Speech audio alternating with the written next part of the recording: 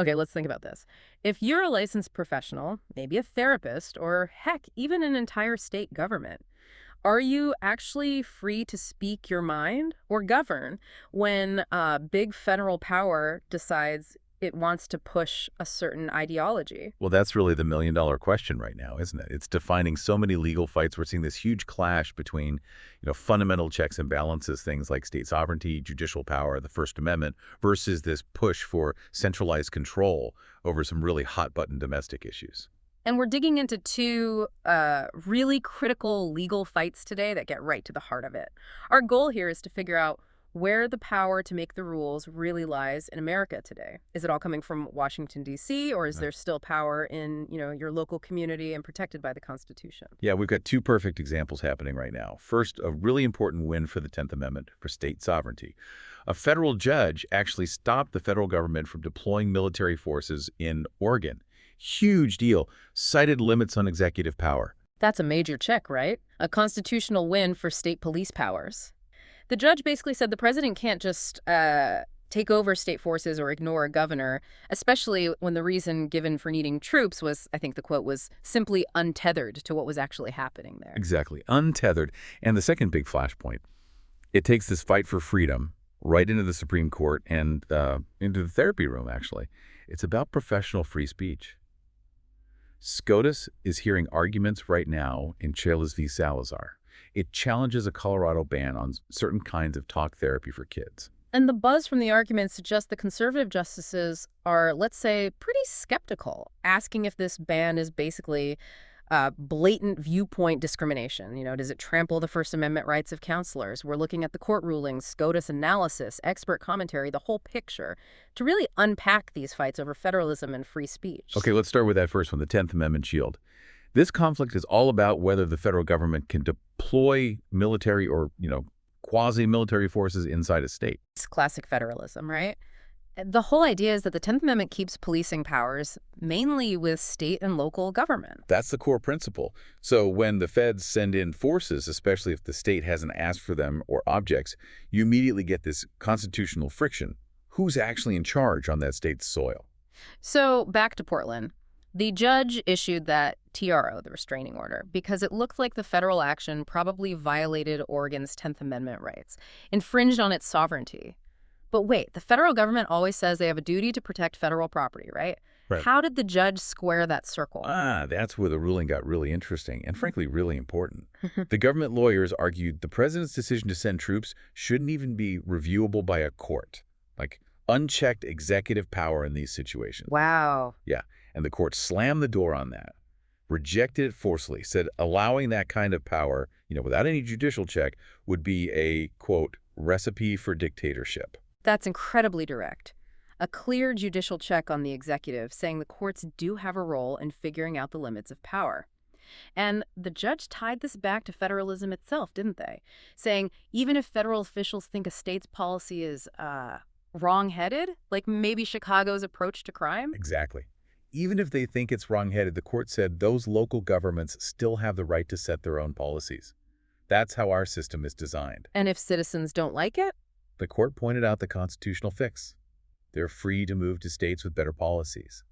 So this Oregon case really reinforces that constitutional line, making it clear the president can't just override state police powers because they disagree with the local politics. Okay, so we see the courts pushing back on executive overreach, using military force against states. But this centralizing trend isn't just about troops, is it? It's also about regulating what people think, what professionals can say. Which brings us to the Supreme Court looking at free speech. Right, this shifts to regulatory power. Specifically, states trying to control what licensed counselors can say, especially in sensitive areas like therapy for minors, dealing with sexual orientation, or gender identity issues.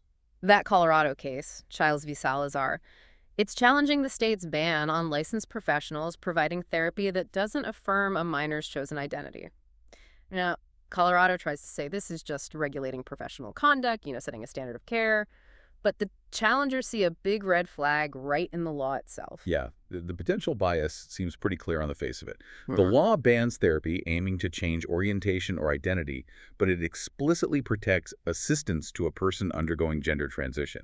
So if talk therapy is just conduct, why ban only one kind? Why protect the other?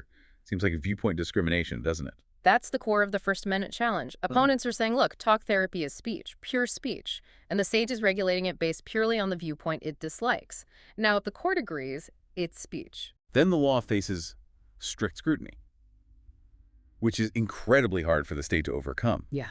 But if the court somehow buys the conduct argument, the state basically wins easily. Much lower bar. And isn't there a key Supreme Court case from just a few years ago that's relevant here? NIFLA? Absolutely. National Institute of Family and Life Advocates v. Becerra from 2018.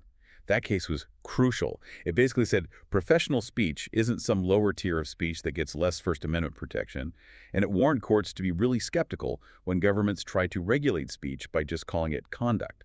And we saw that skepticism playing out in the oral arguments, right? Justice Alito reportedly said the ban looks like blatant viewpoint discrimination. And didn't Justices Gorsuch and Barrett pose a kind of mirror image question? They did. It was a sharp hypothetical. They asked Colorado's lawyer, essentially, what if the scientific consensus flipped?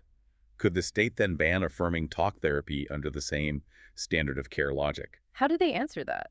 Well, reports say the Solicitor General struggled with it. And that highlights the danger, doesn't it? If the state can ban speech based on what it currently deems the correct standard of care, especially if that standard seems ideologically driven, where does it stop? But which brings us to the concerns raised about the scientific basis for these bans. Some groups filing briefs, the amiseers, they pointed fingers directly at the American Psychological Association, the APA. Yes, their guidelines heavily influence these state laws, and critics are arguing the APA is pushing ideology more than objective science. They actually crunched the numbers. Oh, yeah. Yeah, they found a massive 532% increase in the APA's political press releases, comparing the early 2000s to the late 2010s. That suggests a big shift towards political advocacy, not just science. 532%. Wow. And these critics also say the APA's current strong stance on harm contradicts their own earlier research. That's the claim. That the APA's own 2009 systematic review found, quote, no scientifically rigorous studies to definitively say if these therapies are safe or harmful.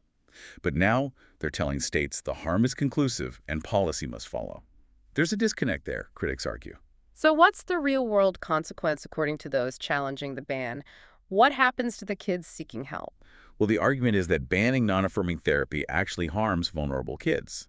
It cuts off the option for exploratory therapy, which might uncover underlying issues, maybe trauma, maybe other mental health conditions. Instead of exploring those possibilities. Instead, opponents warn it puts kids on a kind of conveyor belt, a path that leads almost inevitably toward potentially irreversible medical interventions, puberty blockers, cross-sex hormones, surgeries, things the APA does advocate for despite ongoing debate about long-term risks, even sterilization. The state, by banning certain speech, is effectively mandating one pathway, one with permanent consequences. Okay, so we've looked at constitutional checks on powers, the 10th Amendment against federal force, the First Amendment against state control over professional speech. But there's another way centralized power exerts influence, right? Something maybe less direct, but just as powerful. Absolutely. Money, financial control, using the power of the purse, especially in health policy, to dictate outcomes nationwide. It's not always a direct court battle, but these federal funding fights shape national policy under pretty intense pressure. Like the recent government shutdown fights. Those often seem to center on healthcare funding. Exactly. Remember the battle over the Affordable Care Act, the ACA marketplace tax credits? President Trump and Republicans wanted to end them. And the projections were stark if that happened. They were. Without those credits, the analysis showed average monthly premiums would likely skyrocket, more than double, from about $74 to $159. That's national health policy being decided by a high-stakes game of chicken, threatening massive financial pain for millions. And didn't the president also use threats during those shutdowns, like firing federal workers or refusing to spend money Congress had already approved? Yes, threatening to impound appropriated funds. That really forces Congress's hand, doesn't it? Negotiating huge national policies under that kind of duress. It just shows how potent these funding battles are as tools for centralized control. So it's like a three-pronged approach. Military or executive force, regulatory control over speech and professions, and then this immense financial leverage. You've got it. Three distinct ways centralized power tries to shape things. And understanding how these conflicts play out is crucial for everyone listening, because it really determines who's making the rules that affect your life. Is it folks in Washington or is it closer to home?